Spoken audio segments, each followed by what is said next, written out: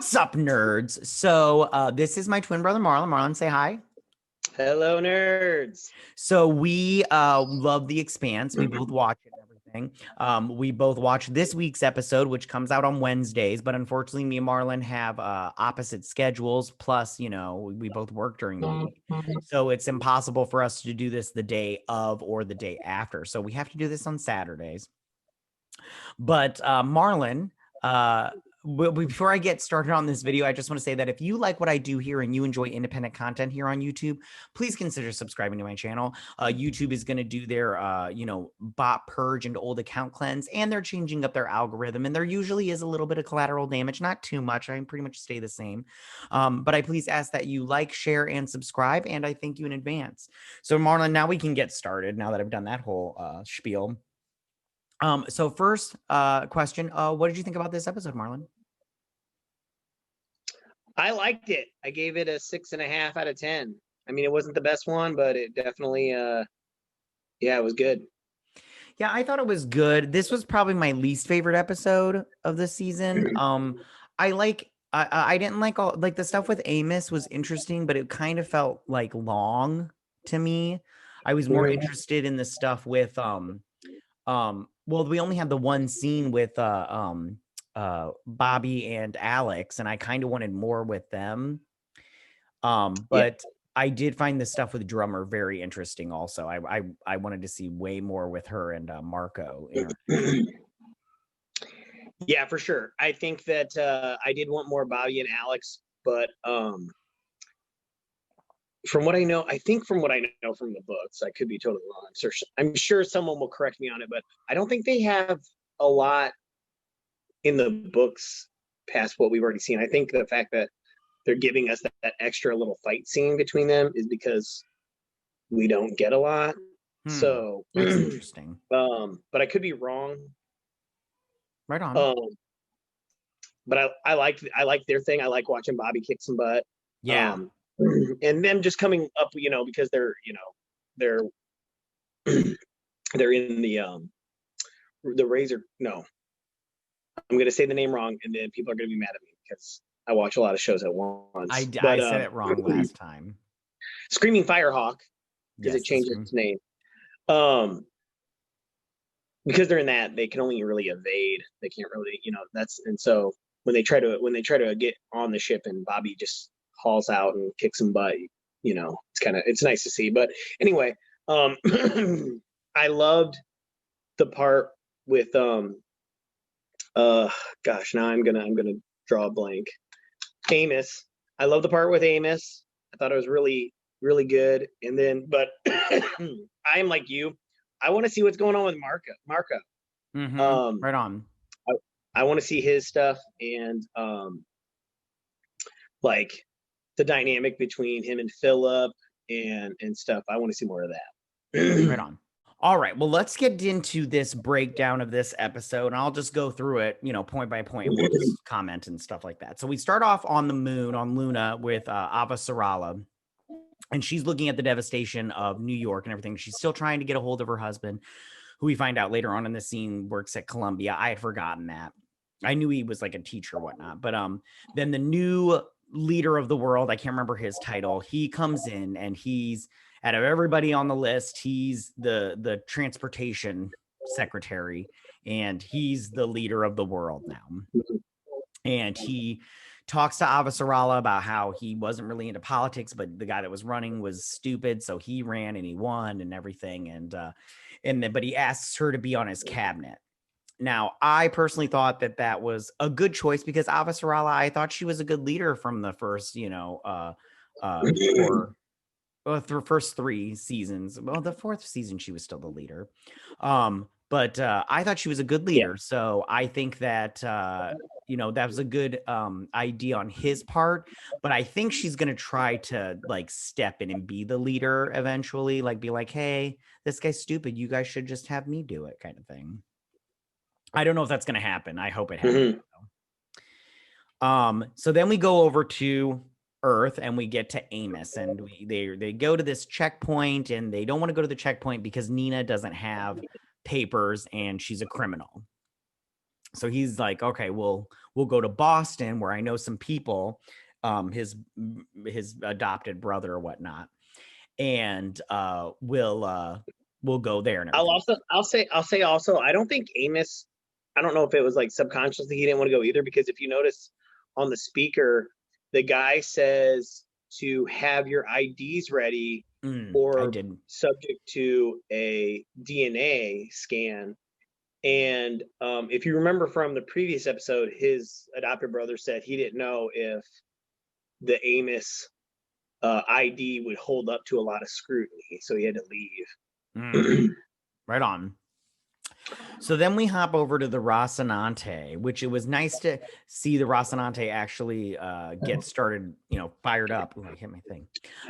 But so Monica gets on the ship and she's like, I'm coming with you. And they're like, the one guy's all like, no, you're not, and everything. And she's all like, I need the story. And he's like, I don't care. And then, she finally gets, they, what's his face? Holden is all like, fine, you can come with. And the Rocinante sets out, which I'm really happy now that the Rocinante is not, stuck at the dock, because I didn't like it not moving through space. I like it when it's out in space and everything. So then he's looking at, the picture and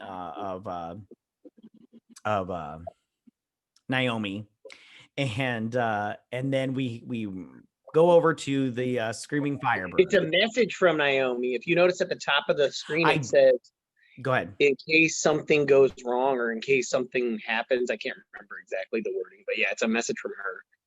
Well, it does say the one unread saved message, and it does say if something goes wrong on it. So you're right. So then we hop over to the Razorback, and the ship that had attacked them before the last episode at the end.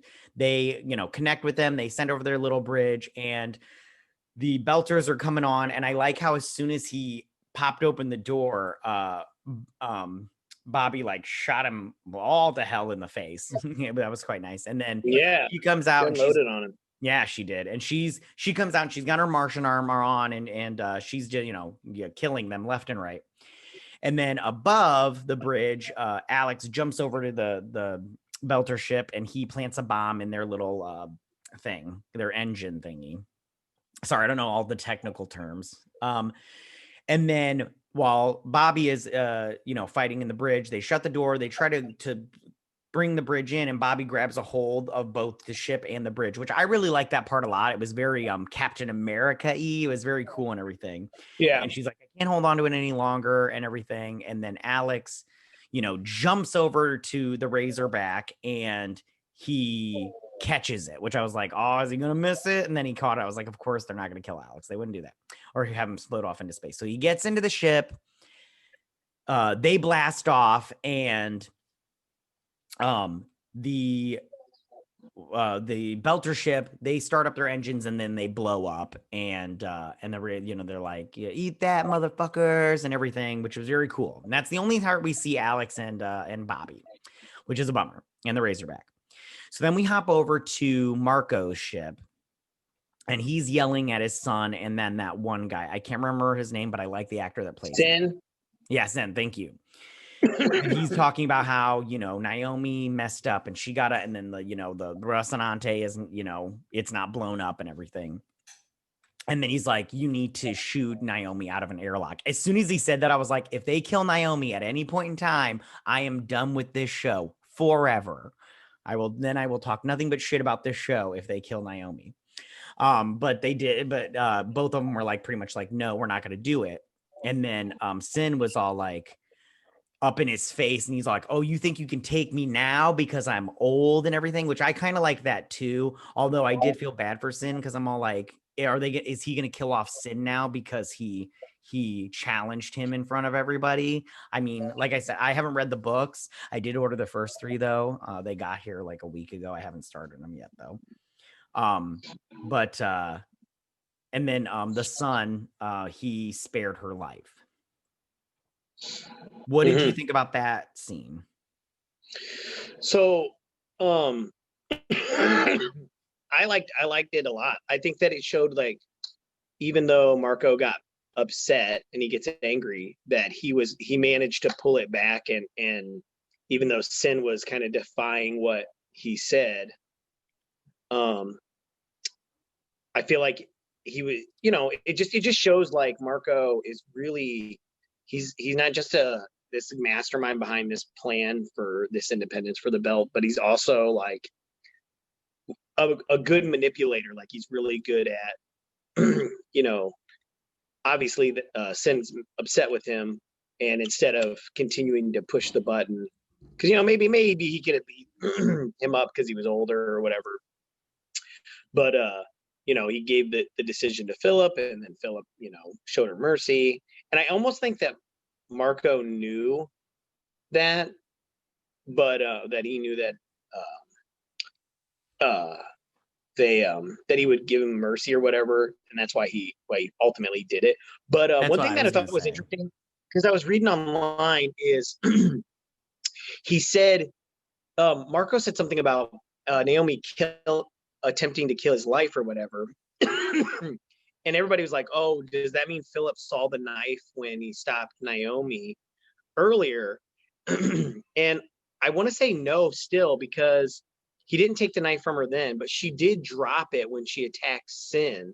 So it wouldn't be hard for them to put together that, put two and two together, that she did have a knife. And that's why she was approaching him in the bridge or war room. But yeah. Anyway, I brought that up for some reason. But no, I really like that scene. I thought it showed a good dynamic, and I like how they show Marco can keep his composure to manipulate people. Right on. I was gonna say I agree with you. I think that Marco didn't want to kill Naomi, but he had to put that threat out there because he knew that Philip would say, "Don't kill her." Mhm. I'm not 100. I don't know. I don't know if he expected Sin to say no to it or whatnot. And then I like how that black lady's like, the next time you want it done, ask me because I won't have any problem doing it. Yeah, yeah. It's good that he's got some loyal crew members. Right on. So then Philip goes to see Naomi and they have a little chit chat, a little chatter, chit chit. And and he's all like, you were gonna kill him, but you would have died. And she was all like, that I would have been fine with that. If that's the last thing I did, that I would have been fine with that. And then we go back to Amos. And like I said, this part I didn't dislike, but it was like my least favorite part of the episode because then but I did like this speech because they're walking and everything. And he basically says that without civilization, people aren't civil. And they get tribal very fast. And I was like, that's very true. And I did like that he said that and everything. He said they both said some more stuff, but that was the thing that I took away from this scene the most. Mhm. What did you think about this scene? It was good. I mean, he's not wrong. Civilization. There's a reason. What was I thinking? Um, there's a reason they say desperate times call for desperate measure. When people feel like they don't have any other option, they just start doing whatever they need to do to survive. So Right on. I did like it that he's like, tell her the tribes get smaller, and now we're a tribe of two. Mm. So then they come across a man with a fire and he's all like, I don't have anything, but he's like, if you're gonna rob me, just rob me and leave me alone. And they Mhm. talk to him and he tells him he's gonna go up, I think he said north, can't remember off the top of my head, and Yeah, I it did sounds like not he write. was going to go to the camp that they were at. Mm. And so, but then he tells him not to go towards this guy who's fenced off a bunch of area because he's, killing people and everything. And so then Amos, he's all like, oh, and then he offers Peaches, Nina, because I forgot her name for a hot second. He offers Peaches a drink. And then Amos is like, no, thank you. And I was like, yeah, don't drink that because I've seen that in other shows before where they give somebody alcohol in an apocalyptic thing and it's got some kind of drug in it that kills them or whatever. And I was like, yeah, don't drink nothing from that guy. And so they Yeah. leave that guy. and they're walking, and she's like, I could have handled that drink or whatever. And Amos stops and turns off his light, and he's all like, I need you to make sure he's not following us. And he wasn't. So then they get to the fence. Oh, no. We hop over to Drummer and she's got her 3 ships, and she is going to meet with Marco. And they're meeting with Marco. And so, they're just sitting there hanging out and everything. And the one chick, I don't remember her name, but like her like second in command or whatever, she's talking to the dude. I don't remember his name either. All these, it's like members of her family. I can't. There's so many now, right? And she's talking to him, and they're like, how do you think Drummer is taking it? And he's all like, I don't know, and everything. And they're like, we just need to keep her in check. I'm paraphrasing because I don't remember exactly what they said. I didn't write it down. So then Marco shows up, and he shows up with Martian ships and everything. So they go on board, and she has to relinquish her weapon, and then they notice the tattoos that there's 2 factions from the Belters that Marco has brought to his side, and they're like, if they've got what were they called? If they've got these 2 factions, it's Black Sun and Golden Bow, I believe. Yeah, and if they've got these 2 factions, then they pretty much nobody will be able to. They've got like a huge portion of the Belters. Yeah, half the OPA. They said half the OPA will come to their aid. So they go into his war room. I like how she was like, "What no throne?" And he's all like, "This is a war room." And I'm all like, "Oh, she got you. She called you King Tut and everything." So, and then not only that, but I love when he said, "A war you started," and he's like, he said something about it. He won or something like that, and she's like, "Oh, is it over?" Because I like that too. Surrender.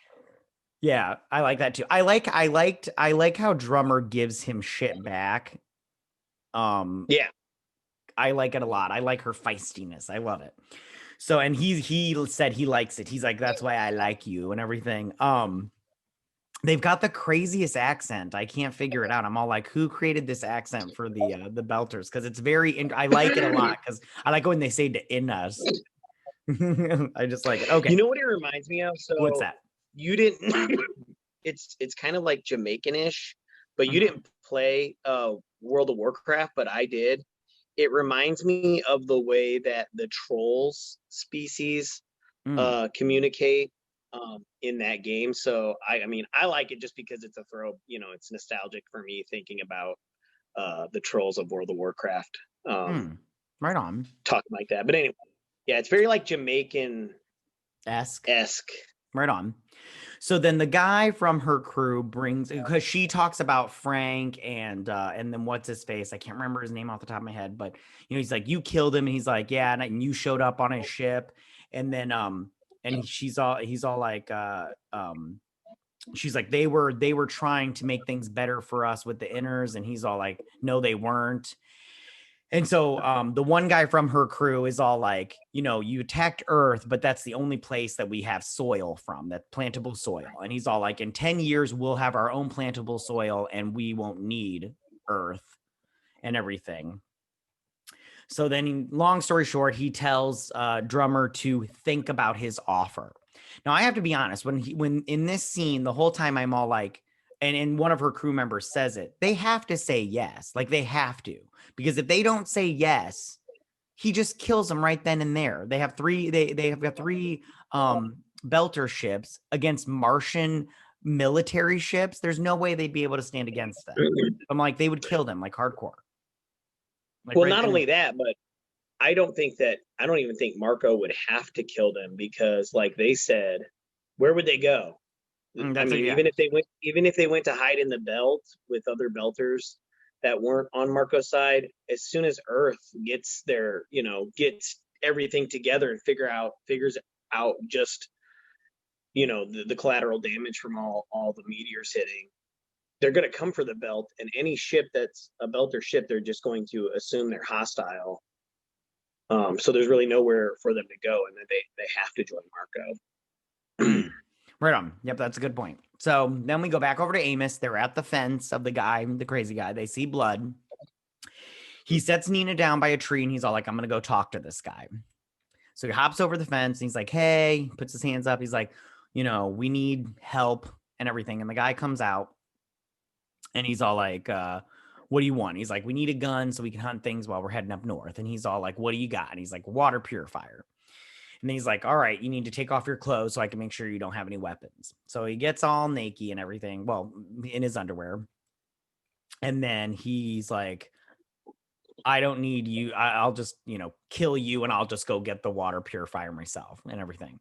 So as soon as he turns the safety off, Nina just pops up out of nowhere like a freaking Houdini trick and just all like do to him. And they did that. I didn't like the way they filmed that because if you remember back to season, what was it, 3 that Nina was in? Was it 3 or 2 or it was 3, season 3. Yeah, when they did when they did that, I don't remember her fight sequences being like that. Like actually, I think she was in season 4 because that's the season where they go into the ring. Oh, maybe yeah, I don't maybe know. you're right. Oh, maybe you're right. Yeah, we're gonna get crap for this part, just so you know. Somebody comment. Yeah, anyway, it doesn't matter. Anyways, I just remember her everything. I just remember her fight sequences being a lot better than this, like them actually showing it, but maybe they had to drum down the expenses and everything. So she ends up shooting him in the head and splats blood all over Amos and everything. And then he takes her into the cabin where she vomits, which grossed me out. I thought I was gonna vomit. And then she passes out, and then he's all like, what the fuck and everything. And then we go back over to Drummer where she is discussing with her crew. And like you said, the one guy is all like, where would we go? I do like that there was some people on the ship that's like, how can we join him? He's a mass murderer. And then, I did like that it wasn't just, we need to rise up and join Marco because he's right and everything. Mm-hmm. And they decide they're going to join Marco. So they send over the Asian guy to his ship. I think he's Asian. And then he sends over the black woman to her ship as a tribute. He's like, I don't like the word tribute and everything. And so they send over a crew member, and I'm just assuming, and she's like, he's not a crew member, he's family. But I think that's a smart thing. Like, if you betray us, I'll know, and I'll kill your family kind of thing. And which tribes have done that, back in the day, like forever and everything. So then Philip, he lets it out of the cat out of the bag when she's all like, if I find your mother, do you want me to give a message to her? And he's like, why would I need you to give a message to her? When he's all like, and then Marco interrupts him, and I'm all like, oh, I was like, and my whole thing was like, did he do that on purpose? Or was that like, did he subconsciously tell her so that way she would know that Naomi was there, aka come save her? Or did he honestly do that by accident?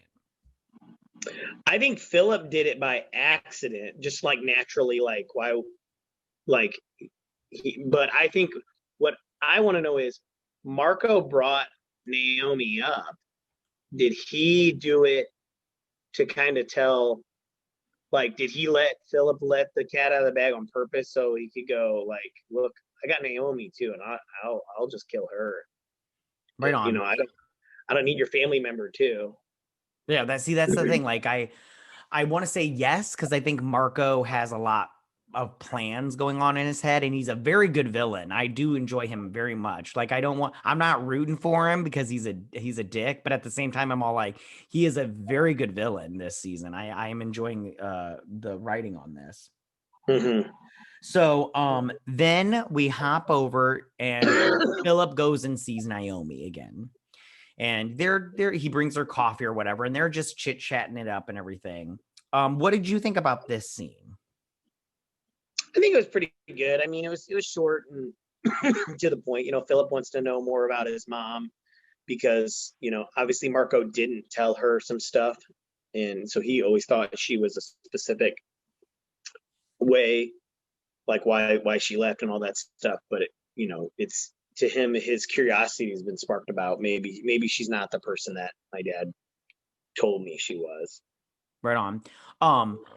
Do you think, because Marco was watching them at the end of that scene, do you think he sent Philip to go talk to her, or do you think he's just watching them and Philip just happened to go in there and he was all like, all right, let's check this out and see what's going on here? I think that after the cat got out of the bag that Naomi was on the ship, um, he was just keeping an eye on the room anyway, like to Right see on. what Philip would, if Philip would tell her what was going on or how close they were getting. Um, because then right after that, if you he's I can't remember the name of the ship that Naomi bought for Philip. He like shows it having an intercept course with the Rocinante Mm, right on. chasing the Zamir or whatever the other. So is he going to send that ship to collide with the Rocinante, or is it going to, engage with them? It didn't really look like a warship. It looked more like a freighter, but I don't know.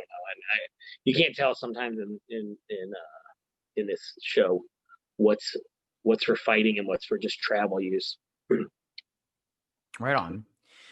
So the final scene, we go back to Amos and Nina in the cabin, and she's all like, how's it going? And she's like, why are we staying here? And he's like, you would have died on the road. We needed food and shelter and clothing and stuff. And he's like, telling us stuff. And then she says, you know, this was a really good line. It was something like the difference between a monster and it's something like a monster is someone that doesn't care. I can't remember exactly what she said, and I didn't write it down, but I just remember thinking like that's good and everything because Mhm. then Amos is all like, I need to get back to Holden, or because she's all like, what you did was a stupid thing to do. And he's like, yeah, Holden would have never approved it. I need to get back to my crew. And I think that was good because I think when she said that whole monster line, he was thinking, okay, without me being in check, I'm turning into a monster. Well, what she said was monsters don't fear anything, and Mm. I'm afraid all the time. And if you remember back, it was season 3. He tells Prax, I think, yeah, Prax, that he doesn't fear anything, or can't remember the last time he feared something or something along those lines. So I think that when she said that, like, monsters don't fear, or monsters aren't afraid of anything, and I'm afraid all the time or whatever. And then he doesn't have any fear. He realizes maybe he is a monster, and without him in check Mm-hmm. with Holden, people like Holden in his life, then maybe he is the monster that she's talking about. Right on. And then that's the end of the episode. And like I said, this is my least favorite episode. It's not that I didn't like it. Because I did. The show is very well written. That's what I love about this show, is just the writing on this show is very good. The writers on the show should get mad props for that. I think they knock it out of the park every week.